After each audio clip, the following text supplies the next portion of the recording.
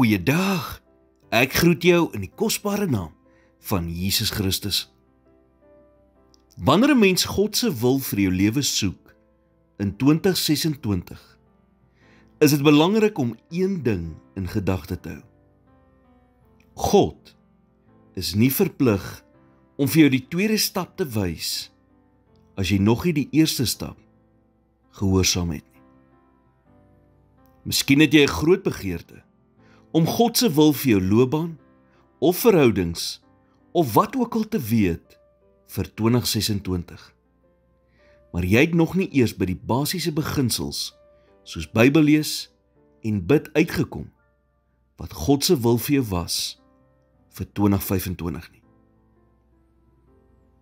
Hoekom sal God vir ons nuwe dinge vir ons lewens openbaar as ons nog nie eers gehoorsaam is aan die basiese goed nie?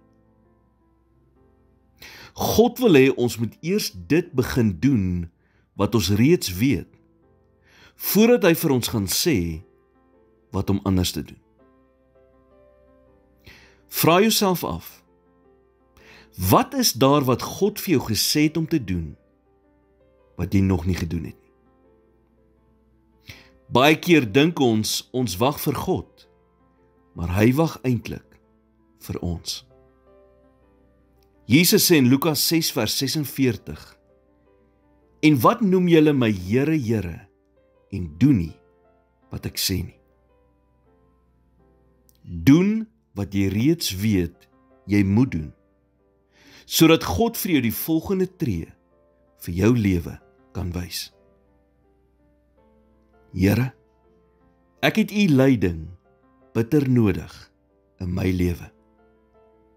En vandag vra ek in geloof dat u my sal lei.